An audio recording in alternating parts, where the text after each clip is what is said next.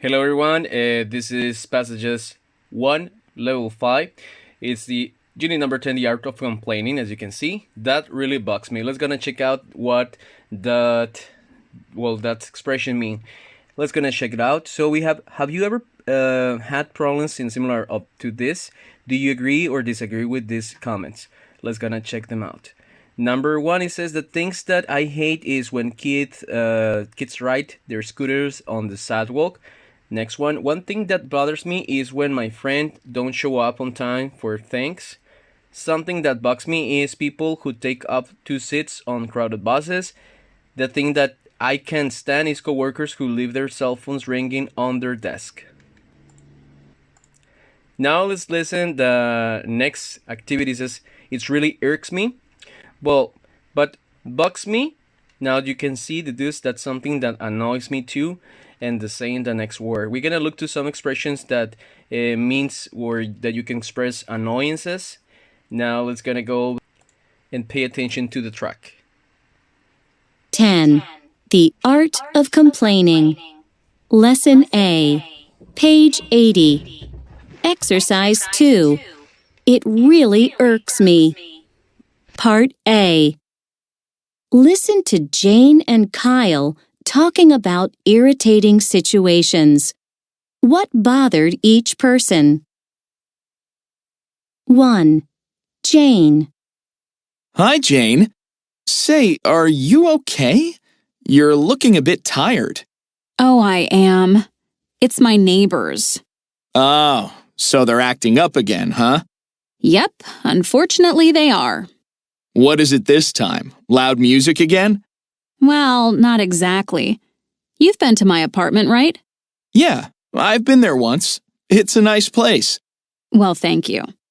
So you remember I live on the top floor, right? Well, last night around midnight, my neighbors decided to go up on the roof. The roof? What for? Apparently they had this guy in from out of town and they wanted to show him the view. Can you believe it? I'm fast asleep, and all of a sudden I hear stomp, stomp, stomp. They're walking around on the roof. It sounded like my ceiling was going to fall in. So what did you do? Well, after about 15 minutes, I got dressed and went up there and asked them to be quiet. I was so mad. But they said they were sorry and that they hadn't realized I'd been able to hear them.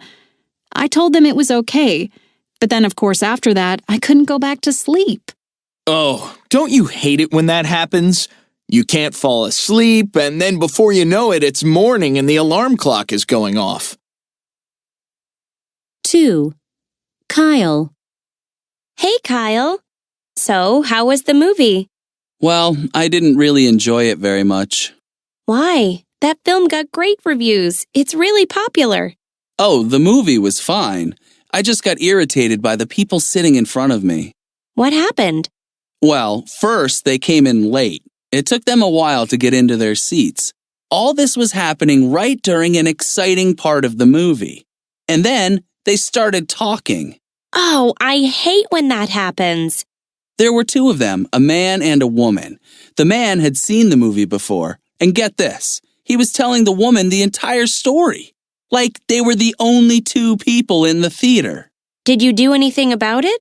Well, no, but another person asked them to be quiet. Did that work? No, they just started arguing.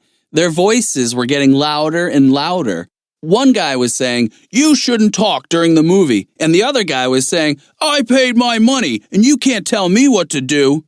So, what finally happened? Well, I went and found the usher because it was getting out of hand. Everyone quieted down eventually, but it was too late. They had already ruined the movie for me.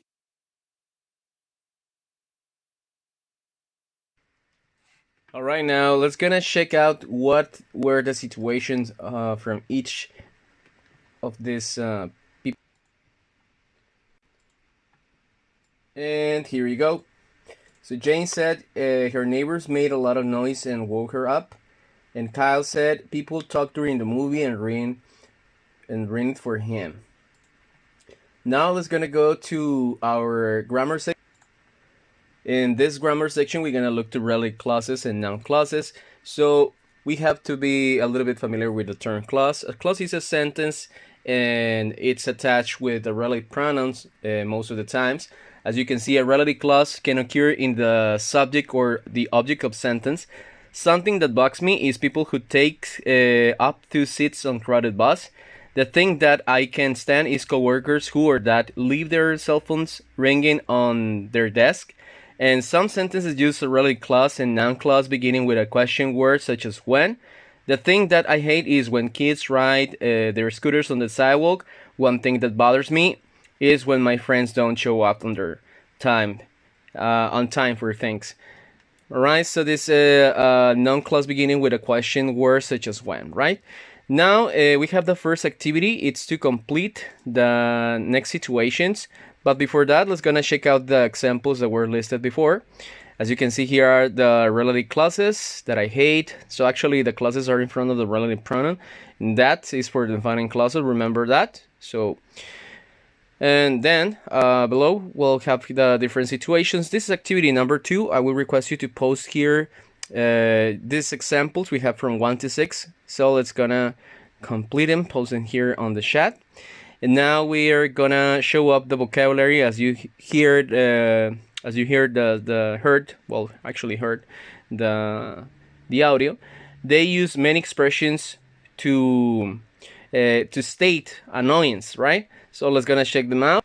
And here we have in the top, that drives me up the wall. No, so we're gonna combine the verbs with the phrases. How many combinations can you make?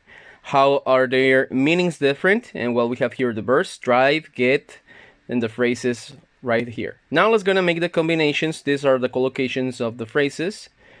Okay, so the first one is drive someone crazy, drive someone mad, drive someone up the wall. Then get on someone's nerves, get someone down, get someone's mad, get someone upset, get under someone's skin. And next, make someone crazy, make someone mad, make someone sick, make someone upset, make someone's blood boil. And well, here we have how do these things make you feel? Discuss these situations using the expressions in part A. So right now I want you to, well, you can pick any of these situations. People laughing at their own jokes, vending machines that steal your money, finding empty ice cube trays in the freezer, and then people eating on public transportation, airlines not serving food on long flights. That will be our second activity. Okay, I will give you here another extra activity because we're gonna check the grammar. And now to little practice with expressions with drive, get, and make. We have crossed out the words that do not fit the meaning of the sentences. So you can pause the video right now. Okay, you're just gonna put it collocated. All right, let's gonna pause a bit in this section. And now we're gonna reveal the answers. Check it out with me. And here you go. These are the answers that date do not correspond. And that it of our Grammar Plus. And now this is relative clauses and noun clauses. This is extra information. In some clauses, the relative pronoun who, that, or which can be omitted. In an object relative pronoun, relative clause, a relative pronoun who, that, or which is optional. Relative pronouns are only required when they function as the subject of relative clause. My friend told our classmates a secret. I had told him that secret. My friend told classmates a secret that I had told him. In this case, it's like an object, but it can work as subject to, and then we can't omit it. In subject relative clause, a relative pronoun who that is necessary because it functions as a subject, as we listed before. I have a roommate, she never cleans the kitchen. I have a roommate who never cleans the kitchen. In this case, it's part of the subject, so it's the subject, we can omit it. Now we have the next exercise. You can pause the video in this section and choose the sentence where the relative pronoun who, that, or which is optional. Alright, now that you pause the video, let's gonna check out the answers. So the ones are 1, 4, 6, and 8. The restaurant that we had dinner at last night overchanged us. Actually, as you can see, how can you deduce, or how can you look if we can make like that reductions is when we have the subject in front. No, so the number 4 is a someone's cell phone kept ringing all through the movie that I saw. And the number 6, my teacher gets mad at every little noise that our class makes. Our class makes. Okay, this is our class is at the subject. In this ones we can remove the relative pronoun. No? So this is that's our relative pronoun. Here we have that again, and that. And here we can, because this is part of the subject. And the last one, it says the people in the line which he tried to cut into complain to the theater manager. So which he, that's the subject. So we can remove the which, and it's okay. So we can reduce it. This is not making a part of the subject. These are objects, not subject. And then for the next part, says complete the sentence with who or that. If the pronoun can be omitted, write X. Now, sometimes more than one answer is possible. So it's time again to pause the video and try to answer by yourself and check it out with me. And here you go. Let's gonna reveal the answers. So the number 1, we have already that one thing that gets me down is people who or that lie to me. Then the next one, I like people who or that stand up for something. In this case, it's not necessary because we have the pronoun. Okay, something that makes me sad is people who or that have no place. Then the number 4, something actually that can be omitted. I can do is keep with technology. Then the number 5, it says I was a kid who or that aggravates me. No, sorry, had parents that made a lot of rules, or who made a lot of rules. 6, the thing that aggravates me most is people who or that are cruel to animals. Okay, so the number 4 and the number 2, the last part, so we can omit it. No, so as you can see, we have the subject, so it's when you can omit it. Now we have here polite complaints. Which of these descriptions first fits you best? And then you give an example to support your answer. So okay, I very rarely complain. I only complain if I absolutely have to. I complain because it's my right. I complain, let's gonna zoom out, about every little thing. So we have, I guess I'm silent and suffer. For example, I never complain in a restaurant, even if the food is awful. You don't? Bad food in a restaurant really annoys me. I always complain. I mean, why should I pay for terrible food? Okay, this is the next activity. What would you do or say in these situations? Compare your answers. So you're gonna pick any of the situations and write down here your post. And we have here a taxi driver is playing the radio loudly while you are trying to make a phone call. Your neighbor's young son tore up all the flowers in your garden, and you see someone littering in public. All right, this is our third activity. For our third activity, I will request you to do this and pick up any of the situation. And now we have a little role play. Says use language in box, create polite complaints for each situation. Well, we're gonna just show off the expressions that are useful. Complaining to strangers, excuse me, but I'm sorry, but complaining to friends, neighbors, I hate to mention this, but I'm sorry to bring this up, but. So you can practice this with a partner, and then here have the situations. You've been waiting in line for a long time, and someone suddenly cuts in front of you. You had a party, and one friend is still at your home long after everyone else has left. It's driving you up because it's really late and you need to get up early. After you've been waiting patiently for your food for an hour, the waiter rings you the wrong order. Every time you go out with your friend, she asks you to hold her belongings because she doesn't carry a bag. It's really beginning to get on your nerves. Okay, so you can practice any of these situations using those expressions that we have on the right. And that will be the first part, almost our first part of the unit number. And just to conclude, we have here message of complaint. Writing a message or messages of complaining. We have here writing an effective message of complaint is a powerful way to solve an ongoing problem with product or service. Well, as you can see, writing an effective message of complaint.